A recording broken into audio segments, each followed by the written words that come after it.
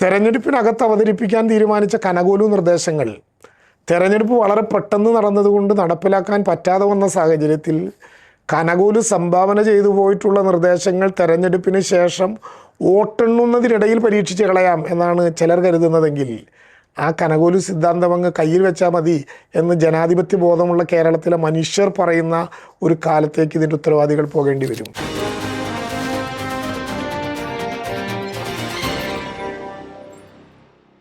പുനരധിവാസത്തിന് കേരളം നൽകിയ ഒരു ലോക മാതൃകയെ ബോധപൂർവം തകർക്കാനും അപകീർത്തിപ്പെടുത്താനും സംഘടിതമായിട്ടുള്ള ശ്രമം കേരളത്തിൽ നടക്കുകയാണ്. ഇത് ഒരുപക്ഷെ മുൻമാതൃകകളില്ലാത്ത വിധം ലോകത്തിൻ്റെ മുമ്പിൽ കേരളം അഭിമാനത്തോടെ അവതരിപ്പിച്ച ഒരു പുനരധിവാസ പദ്ധതിയായിരുന്നു. ആ പുനരധിവാസ പദ്ധതി ആരംഭിച്ച ഘട്ടത്തിൽ മാത്രമല്ല, ദുരന്ത നിവാരണത്തിൻ്റെ ഏറ്റവും ഗൗരവമായ ഘട്ടത്തിൽ പോലും സർക്കാരിനെതിരെ ദുരന്തത്തെ ആയുധമാക്കാൻ ശ്രമിച്ച ആളുകൾ ഓരോ ഘട്ടത്തിലും പരാജയപ്പെട്ടതിൻ്റെ അനുഭവങ്ങൾ നമുക്കുണ്ടെങ്കിലും പരാജയത്തിൽ നിന്ന് പാഠം പഠിക്കാതെ ആ ഗൂഢാലോചന ഗൗരവമായി തുടരുന്നതിൻ്റെ അവസാനത്തെ ഉദാഹരണമാണ് ദുരന്തബാധിതർക്ക് വേണ്ടി നിർമ്മിച്ചുകൊണ്ടിരിക്കുന്ന ടൗൺഷിപ്പിൽ വിള്ളലുകൾ ഉണ്ടാകുന്നു എന്ന പ്രഖ്യാപനം നടത്താൻ വേണ്ടിയിട്ടുള്ള ശ്രമം നടത്തുന്നത്. ഇത് ദുരന്തബാധിതർക്കിടയിൽ ആശങ്ക സൃഷ്ടിക്കാനുള്ള ബോധപൂർവമായ പരിശ്രമമാണ്. സർക്കാരിനെ ഇകഴ്ത്തുകയും അതോടൊപ്പം ദുരന്തബാധിതരായ മനുഷ്യനെ സർക്കാരിനെതിരെ തിരിക്കാനുള്ള സംഘടിതമായ ശ്രമം നടത്തുകയും ചെയ്യുന്നതിനെ കേരളത്തിൻ്റെ ജനങ്ങൾ അർഹമായ അവജ്ഞയോടെ തള്ളിക്കളയും എന്ന് മാത്രമല്ല, ആ ശ്രമങ്ങളെ എല്ലാവിധത്തിലും എതിർക്കാൻ മലയാളത്തിൻ്റെ ജനാധിപത്യ മാനവിക ബോധം ഉയർന്നു വരും എന്ന വിശ്വാസമാണ് നമുക്കുള്ളത്. ഇത് ഉന്നയിക്കാൻ കോൺഗ്രസിന് എന്താ അവകാശം? ഇത് ഉന്നയിക്കട്ടെ, ആരും ഉന്നയിക്കട്ടെ, ഏത് പരിശോധനയും നടത്താം. ഏറ്റവും സ്വതന്ത്രമായ എഞ്ചിനീയർമാരെ വെച്ച് കൃത്യമായ വീട് കൊടുക്കണം എന്ന ധാരണയെപ്പറ്റി.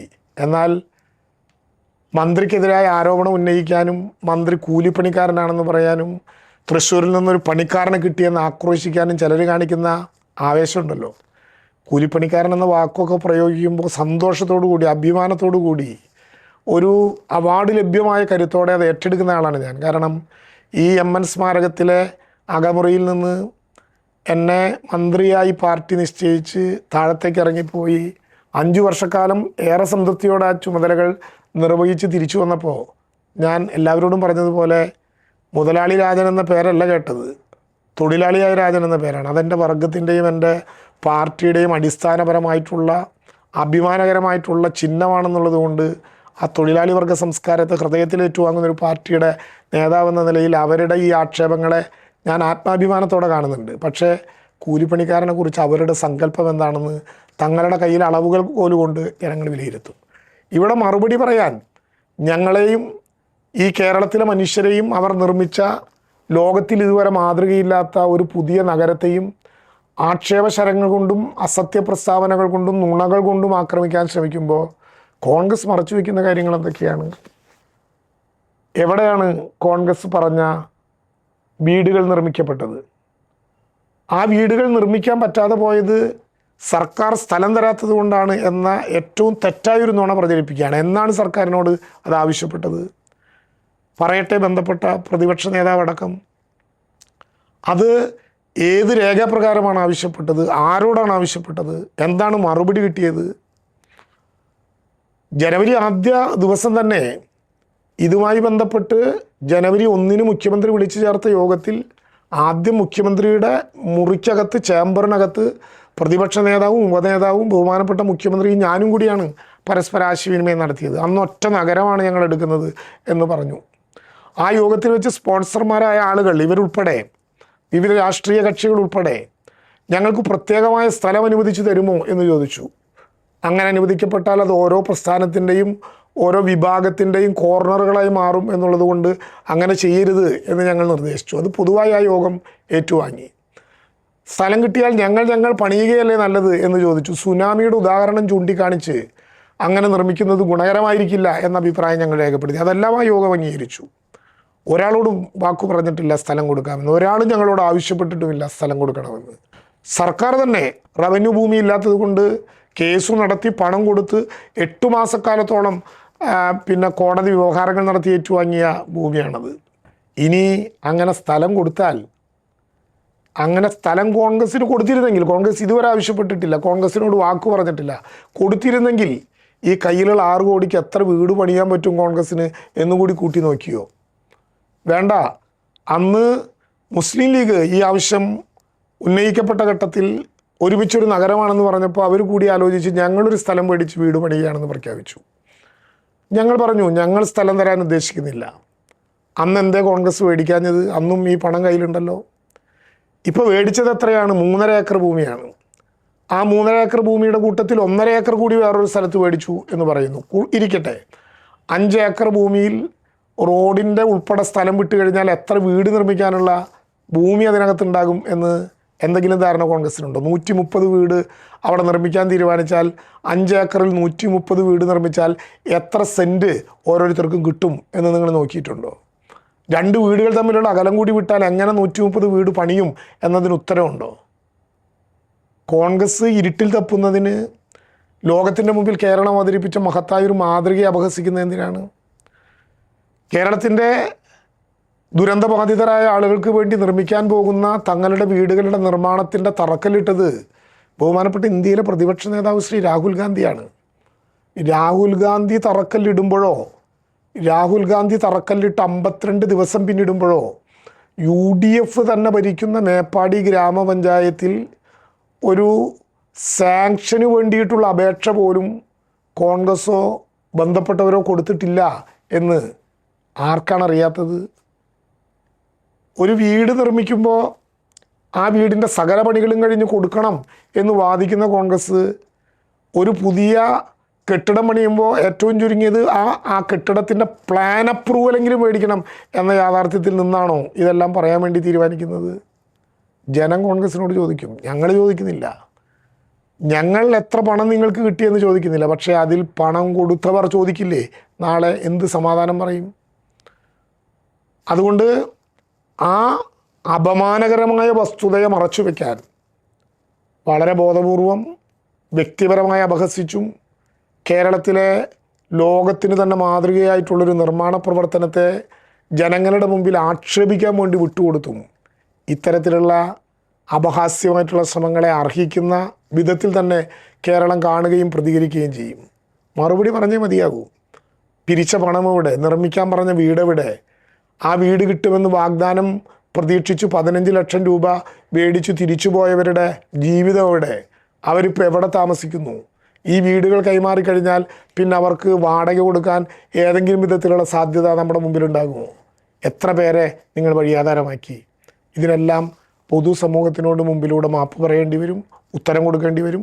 തെരഞ്ഞെടുപ്പിനകത്ത് അവതരിപ്പിക്കാൻ തീരുമാനിച്ച കനകോലു നിർദ്ദേശങ്ങൾ തെരഞ്ഞെടുപ്പ് വളരെ പെട്ടെന്ന് നടന്നതുകൊണ്ട് നടപ്പിലാക്കാൻ പറ്റാതെ വന്ന സാഹചര്യത്തിൽ കനകോലു സംഭാവന ചെയ്തു പോയിട്ടുള്ള നിർദ്ദേശങ്ങൾ തെരഞ്ഞെടുപ്പിന് ശേഷം വോട്ടെണ്ണുന്നതിനിടയിൽ പരീക്ഷിച്ച് കളയാം എന്നാണ് ചിലർ കരുതുന്നതെങ്കിൽ ആ കനകോലു സിദ്ധാന്തം അങ്ങ് കയ്യിൽ വെച്ചാൽ മതി എന്ന് ജനാധിപത്യ ബോധമുള്ള കേരളത്തിലെ മനുഷ്യർ പറയുന്ന ഒരു കാലത്തേക്ക് ഇതിൻ്റെ ഉത്തരവാദികൾ പോകേണ്ടി വരും.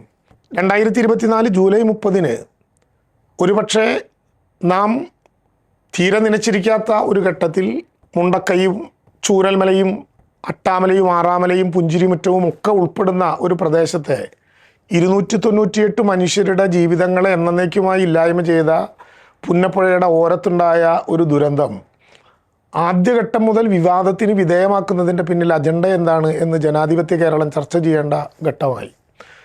യഥാർത്ഥത്തിൽ ആ ദുരന്തമുണ്ടായ ജൂലൈ 30 വൈകുന്നേരം ചൂരൽമലയിൽ റവന്യൂ വകുപ്പ് തുറന്ന കൺട്രോൾ റൂമിലിരിക്കുമ്പോഴാണ് അവിടെ വരാവുന്ന മുഴുവൻ ആളുകളുടെയും ഭക്ഷണം തയ്യാറാക്കാൻ ഹോട്ടൽ ആൻഡ് റെസ്റ്റോറൻറ്റ് അസോസിയേഷൻ്റെ പ്രവർത്തകർ വരുന്നത്.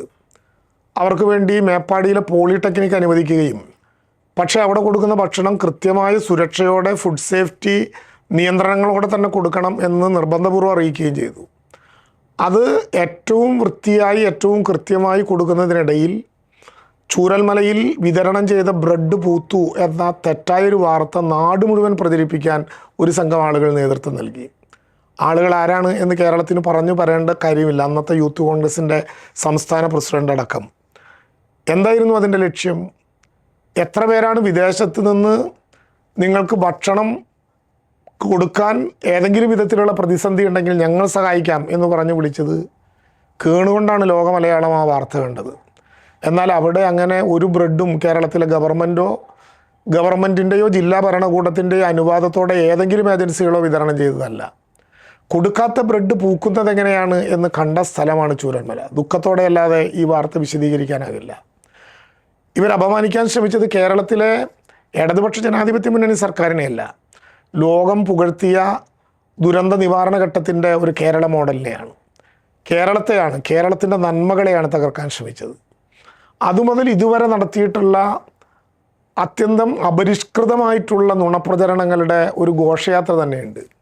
പ്രധാനമന്ത്രി സ്ഥലം സന്ദർശിച്ച ദിവസം സുരക്ഷാ കാരണങ്ങളാൽ ഉച്ചയ്ക്ക് ശേഷം അവിടെ തെരച്ചിൽ താൽക്കാലികമായി നിർത്തിവെക്കുകയും പ്രധാനമന്ത്രി പോയതിനു ശേഷം വീണ്ടും അത് തുടങ്ങുകയും ചെയ്തിട്ടും പ്രധാനമന്ത്രിയുടെ വരവോടുകൂടി തന്നെ സംസ്ഥാന സർക്കാർ തെരച്ചിൽ നിർത്തിവെച്ചു എന്ന വാർത്ത പ്രചരിപ്പിക്കാൻ ഒരു സംഘം ആളുകൾ തയ്യാറായി.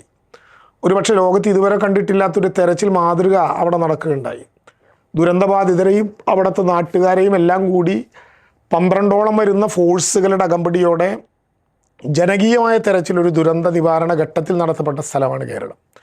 എന്ന് മാത്രമല്ല, സൂചിപ്പാറയിലെ സൺറൈസ് വാലിക്ക് അടുത്ത് മനുഷ്യ ശരീരത്തിനോട് സാമ്യമുള്ള ചില ഭാഗങ്ങൾ കണ്ടുകിട്ടി എന്ന് വിമാന വഴിയിലെ അല്ലെങ്കിൽ ഹെലിക്യാബിലെ ചിത്രങ്ങൾ കണ്ട് അവിടേക്ക് പോകാൻ ഒരു വഴിയുമില്ലാതെ വന്ന ഒരു ഘട്ടത്തിൽ ഒരുപക്ഷെ ദുരന്ത നിവാരണ പരിശോധനാ ഘട്ടത്തിലെ ഒരു മോഡൽ എന്ന നിലയിൽ ഹെലികോപ്റ്ററിൽ കടാവർ ഡോഗ്സിനെ കൊണ്ടുപോയി ഒരു പട്ടാള ഉദ്യോഗസ്ഥൻ്റെ കൂടി സാന്നിധ്യത്തിൽ അവിടെ ഇറങ്ങി കടാവർ ഡോഗ്സ് മണം പിടിച്ചു മനുഷ്യാവശിഷ്ടങ്ങൾ കണ്ടെത്തുന്ന വിധത്തിലുള്ള തെരച്ചിലിൻ്റെ പുതിയ മോഡൽ ഉണ്ടാക്കിയ സ്ഥലമാണ് ചൂരൽമല.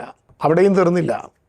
2 ദിവസം മലയാളത്തെ സ്നേഹിക്കുന്ന മുഴുവൻ മനുഷ്യൻ്റെയും ഉച്ചയൂണ് കണ്ണീരിൻ്റെ ഉപ്പോടുകൂടിയായിരുന്നു.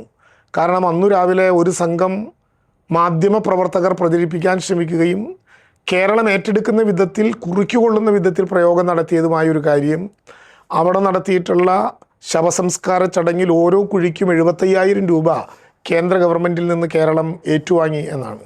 എത്ര ഭീകരമായ, എത്ര മനുഷ്യത്വരഹിതമായിട്ടുള്ള ആക്രമണമാണ് ഒരു ദുരന്ത ഘട്ടത്തിൽ സർക്കാരിന് നേരെ നടത്തുന്നത്. എന്താണ് ഇതിൻ്റെ ലക്ഷ്യം?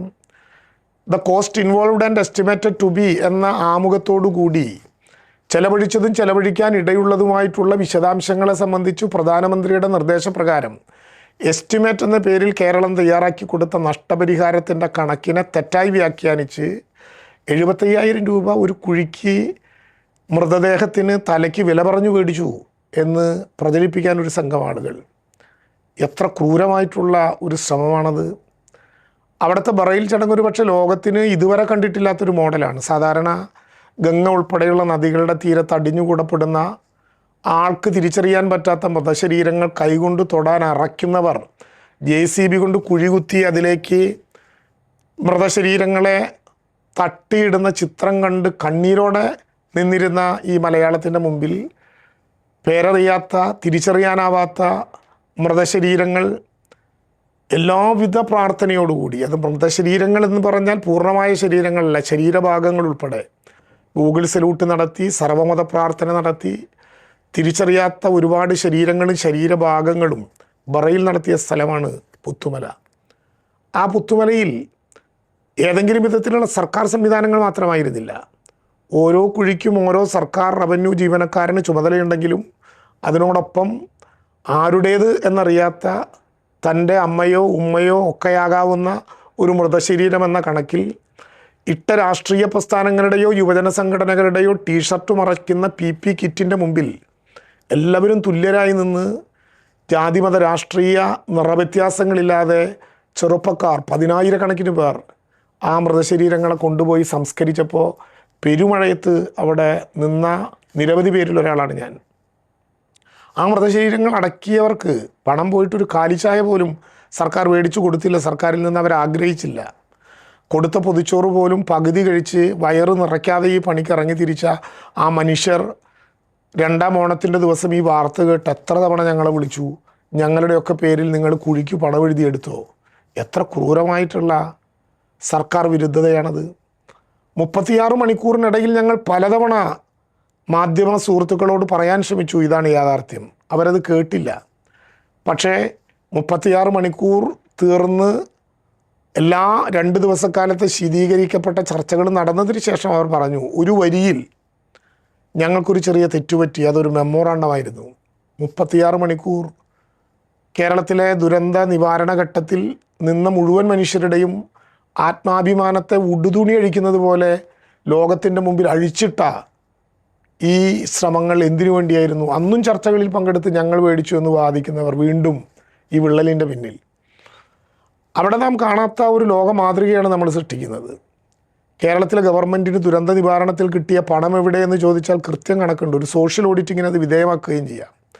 ആ പണം ദുരന്തബാധിതനായി വീട് നഷ്ടപ്പെട്ടവന് 1 കോടി രൂപ കൊടുത്താൽ പോലും ഇത്ര വിപുലമായ, എല്ലാവർക്കും ഒരുമിച്ച് കഴിയാൻ പറ്റുന്ന, കേവലം വീടുകൾ മാത്രമല്ല റോഡുകളും കുടിവെള്ള പദ്ധതിയും വെളിച്ചവും മലിനീകരണ സംവിധാനങ്ങളും മാത്രമല്ല, അംഗനവാടി മുതൽ ഇങ്ങോട്ട് കളിക്കളവും മാർക്കറ്റും വായനശാലയും എല്ലാം അടക്കം ഒരു ആധുനിക സമൂഹത്തിനകത്തൊരു നഗരത്തിൽ വേണ്ടതെല്ലാം എന്തെല്ലാമാണോ അതെല്ലാം കൂടി ഡിസൈൻ ചെയ്തിട്ടുള്ള ഒരു നഗരത്തെ, അവിടുത്തെ നിർമ്മിതികളെ എന്തിനാണ് ഇങ്ങനെ അപമാനിക്കാൻ വേണ്ടി ശ്രമിക്കുന്നത്?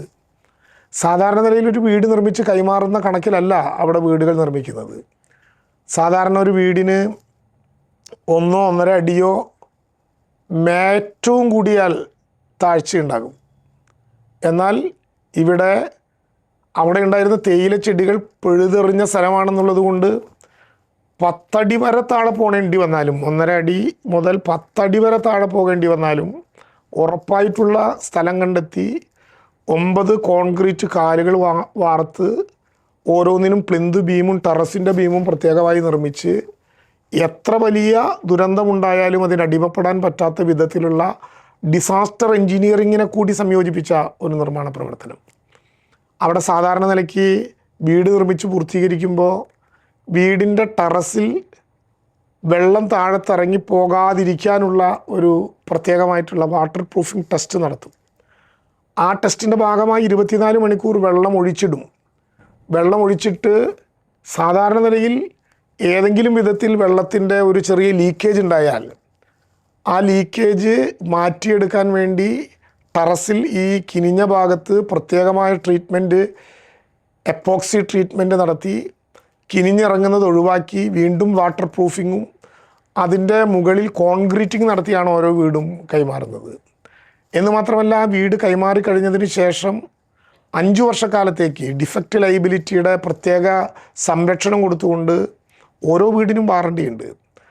കരാർ കമ്പനിക്ക് കൊടുക്കുന്ന പണത്തിൽ നിന്ന് 2.5% തുക മാറ്റിവെച്ച് 5 വർഷക്കാലത്തെ ഈ ഡിഫക്റ്റ് ലയബിലിറ്റി പീരീഡ് കഴിഞ്ഞതിന് ശേഷം മാത്രമേ ആ പണം കരാർ കമ്പനിക്ക് അനുവദിക്കൂ എന്ന കരാറും ഇതുമായി ബന്ധപ്പെട്ട് തയ്യാറാക്കിയിട്ടുണ്ട്.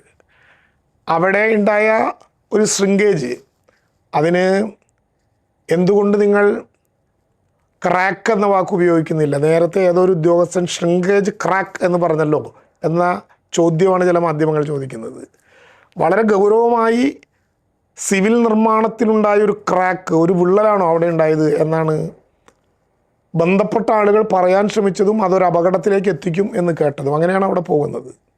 അവിടെ പോയപ്പോൾ ഇങ്ങനെ ലീക്കുണ്ടായ ഭാഗത്ത്, വെള്ളത്തിൻ്റെ അംശം കിനിഞ്ഞിറങ്ങിയ ഭാഗത്ത് വരച്ച പെൻസിൽ കൊണ്ടുള്ള മാർക്കാണിത് എന്ന് ബന്ധപ്പെട്ട ഉദ്യോഗസ്ഥന്മാർ പറഞ്ഞപ്പോൾ അത് കേട്ട് നിൽക്കുകയല്ല, അവിടെ നേരിട്ട് പോയി അത് കാണുകയും ഉരച്ചു നോക്കിയാൽ മാറും എന്നവർ പറഞ്ഞപ്പോൾ കയറി നിന്ന് ഉരച്ചു നോക്കി അത് ബോധ്യപ്പെടുകയും ചെയ്തു എന്നതിൻ്റെ പേരിൽ എത്ര വലിയ ആക്രമണമാണ് വ്യക്തിപരമായി എനിക്കെതിരെ ഉന്നയിക്കാൻ ശ്രമിച്ചത്. മന്ത്രി പണിക്കാരനാണോ, മന്ത്രി എൻജിനീയറാണോ, മന്ത്രി ജോലിക്കാരനാണോ? എത്ര വലിയ ആക്ഷേപങ്ങൾ! അത് ബന്ധപ്പെട്ടവർക്ക് നിർദ്ദേശം കൊടുത്താൽ പോരെ. എൻ്റെ പ്രശ്നം ഇത്രയേ ഉണ്ടായിരുന്നുള്ളൂ. ആ നാട്ടിലെ ജനങ്ങൾക്ക് സുരക്ഷിതത്വത്തെ ബാധിക്കുന്നൊരു പ്രശ്നമാണ്. ചിലർ എഴുതിയിട്ടു, ഇങ്ങനെ ലീക്കുണ്ടായാൽ, ക്രാക്ക് ഉണ്ടായാൽ, ചിലപ്പോൾ ആ കെട്ടിടം തകർന്നു പോയാൽ താഴെ കിടക്കുന്നവൻ എന്ത് ചെയ്യും? അങ്ങനെ ഒരു ഭീതിയിലേക്ക് എന്തിനാണ് ബന്ധപ്പെട്ടവരെ കൊണ്ടുവരാൻ ശ്രമിക്കുന്നത്? അതുകൊണ്ട് എൻജിനീയർമാർ പറഞ്ഞതനുസരിച്ച് വരച്ചതാണോ എന്നാണ് ഞാൻ ബോധ്യപ്പെടാൻ ശ്രമിച്ചത്. എനിക്ക് ബോധ്യപ്പെടാനും പൊതുസമൂഹത്തെ ബോധ്യപ്പെടുത്താനും. അത് ഞങ്ങൾക്ക് എല്ലാവർക്കും ബോധ്യപ്പെട്ടു, കണ്ടു നിന്നവർക്കും ബോധ്യപ്പെട്ടു. അങ്ങനെ ഉണ്ടായാൽ ആവശ്യമായിട്ടുള്ള ട്രീറ്റ്മെൻറ്റുകൾ നടത്തി ഏറ്റവും വിശ്വസ്തയോടെ 3 തല പരിശോധന, 1 ULCCയുടെ നേരിട്ട്, 2 ULCCയും കിഫ്കോൺ എഞ്ചിനീയർമാരും ചേർന്ന്, 3 ആരാണോ വീടിൻ്റെ ഉടമസ്ഥൻ ആ വീടിൻ്റെ ഉടമസ്ഥനും ULCCയും കിഫ്കോണും കഴിഞ്ഞ് 3 തരത്തിലുള്ള ടെസ്റ്റുകൾ നടത്തിയതിന് ശേഷം മാത്രം പാല് കാച്ചൽ. എന്തെങ്കിലും ധൃതി ഉണ്ടായോ? ഒരു ധൃതി ഉണ്ടായില്ല. വീട്ടുകാർക്ക് അതിൻ്റെ രേഖ ഉൾപ്പെടെ അവിടുത്തെ ദുരന്തബാധിതനായ മനുഷ്യൻ ആത്മാഭിമാനത്തോടെ കണ്ണ് നിവർത്തി നിന്ന് സൂര്യവെളിച്ചത്തോടെ പറഞ്ഞില്ലേ, ഇതെൻ്റെ വീടാണ്. അങ്ങനെ ഒരു വീട് അവനുണ്ടാകാൻ പട്ടയവും റേഷൻ കാർഡും ID കാർഡും എല്ലാം കൊടുത്ത് നറുക്കെടുക്കുമ്പോൾ അവരോട് തന്നെ പറഞ്ഞ് ഇതിൻ്റെ നിർമ്മാണ പദ്ധതികൾ ഇന്നതൊക്കെ പൂർത്തീകരിക്കണം. വേണമെങ്കിൽ മതിൽ കെട്ടാതെ വീട് കൊടുത്താൽ ആരെങ്കിലും കുറ്റം പറയാൻ പറ്റുമോ? മതിൽ കൊടുക്കാതെ കെട്ടാതെ വീട് കൊടുക്കാം. റോഡ് പൂർത്തിയാക്കാതെ വീട് പണിതാൽ ആർക്കെങ്കിലും കുറ്റം പറയാൻ പറ്റുമോ? നമ്മുടെയൊക്കെ വീടിൻ്റെ മുമ്പിലൂടെ ഇപ്പോഴും റോഡ് പണിയുന്നില്ലേ? പക്ഷേ എല്ലാ വിധത്തിലുള്ള നടപടിക്രമങ്ങളും കഴിഞ്ഞ് 3 പരിശോധനയും തീർത്ത് നമുക്ക് പാല് കാച്ചിയാൽ പോരെ? ഒറ്റയ്ക്ക് ആവുന്ന 10 എണ്ണത്തിന് വീതം നിങ്ങൾ പാല് കാച്ചാൻ പറ്റുമെങ്കിൽ അങ്ങനെ ചെയ്തുകൂടെ? ഇതെല്ലാം അവരുമായി സംസാരിച്ചതാണ്. അവർ പറഞ്ഞ ഏറ്റവും പ്രധാനപ്പെട്ട കാര്യം, ഞങ്ങൾ ഒറ്റ ഫേസിലുള്ളവരല്ല, ഞങ്ങൾ ഒരുമിച്ച് പാല് കാച്ചാം.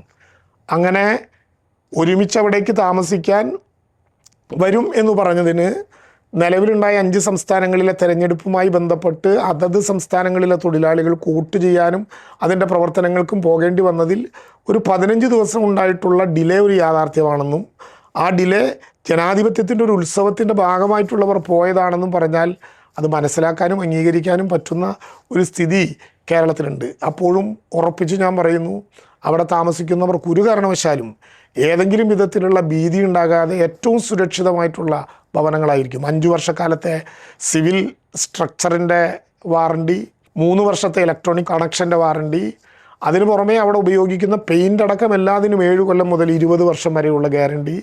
ഇത്ര ഉറപ്പോടെ ഒരു നഗരത്തിൻ്റെ എല്ലാ സൗകര്യങ്ങളോടും കൂടി അത് പണിയാൻ വേണ്ടി തീരുമാനിക്കുമ്പോൾ ആ ഗവൺമെൻറ്റിനെതിരെ ബ്രെഡ് പൂത്തതുപോലെ, ദുരന്ത പരിശോധനകൾ നിർത്തിയെന്ന് പറഞ്ഞപ്പെട്ടതുപോലെ, 75,000 രൂപ കുഴിക്ക് തലയെണ്ണി ഞങ്ങൾ മേടിച്ചു എന്ന് പറഞ്ഞതുപോലെ ആഞ്ഞടിക്കാൻ പറ്റിയ ഒരു ആരോപണവുമായി മാധ്യമങ്ങളുടെ പിന്തുണയോടുകൂടി ചില ആളുകൾ രംഗപ്രവേശം ചെയ്യുന്നത് അല്ലെന്ന് ബോധ്യപ്പെടുത്താൻ കൃത്യമായ യാത്രയ്ക്ക് കഴിഞ്ഞു എന്നാണ് എൻ്റെ ധാരണ. ഒരു കാര്യം ഞാൻ ഉറപ്പിച്ചു പറയാം, കേരളത്തിലെ ഗവൺമെൻറ് വീട് നൽകാം എന്ന് പ്രഖ്യാപിച്ച മുഴുവൻ പേർക്കും കൃത്യതയോടുകൂടി എല്ലാ വിധത്തിലുള്ള സെക്യൂരിറ്റിയും അടക്കം ഭൂമിക്കും വീടിനും ഉറപ്പ് നൽകിക്കൊണ്ടുള്ള വീടുകൾ ഏറെ താമസിയാതെ അവർക്കെത്തും. അടുത്ത മാസം തന്നെ ആദ്യഘട്ട ആളുകൾ പൂർണ്ണമായി അടുത്ത മാസത്തിൻ്റെ തുടക്കം തന്നെ അവരുടെ വീടുകളിലേക്ക് പ്രവേശിക്കുമ്പോൾ അവർക്ക് 1 ലക്ഷം രൂപയുടെ ഫർണിച്ചർ കൂടി മേടിക്കാൻ ആവശ്യമായിട്ടുള്ള സംഖ്യ ജില്ലാ ഭരണകൂടത്തിന് ഇതിനകം നൽകി കഴിഞ്ഞു. 21 മാസക്കാലമായി മുറ തെറ്റാതെ വാടകയും അതോടൊപ്പം തന്നെ ഒരു വീട്ടിൽ 2 മുതിർന്നവർക്ക് ദിവസം 300 രൂപ വീതമുള്ള ദിനബത്തയും 1000 രൂപയുടെ കാർഡും പിന്നെ സിവിൽ സപ്ലൈസിൻ്റെ കാർഡും ഗവൺമെൻറ് കൊടുക്കുന്നുണ്ട്. അത് ഗവൺമെൻറ്റിൻ്റെ ഔദാര്യമല്ല, ഗവൺമെൻറ് ജനങ്ങൾക്ക് വേണ്ടി ചെയ്യേണ്ട ഒരു പ്രവർത്തനം ചെയ്തുകൊണ്ടിരിക്കുന്നു എന്ന് മാത്രം കരുതിയാൽ മതി. പക്ഷേ 21 മാസക്കാലവും മുറ തെറ്റാതെ അങ്ങനെ വിതരണം ചെയ്ത ഒരു ദുരന്തഘട്ടവും നമ്മുടെ രാജ്യത്തുണ്ടായിട്ടില്ല എന്നുള്ളത് കൂടി സവിനയം ഓർമ്മപ്പെടുത്തുകയാണ്. തീർച്ചയായിട്ടും ആരെന്തെല്ലാം പറഞ്ഞാലും തകരാതെ ആ പ്രവർത്തനവുമായി ഗവൺമെൻറ് മുന്നോട്ട് പോവുക തന്നെ ചെയ്യും.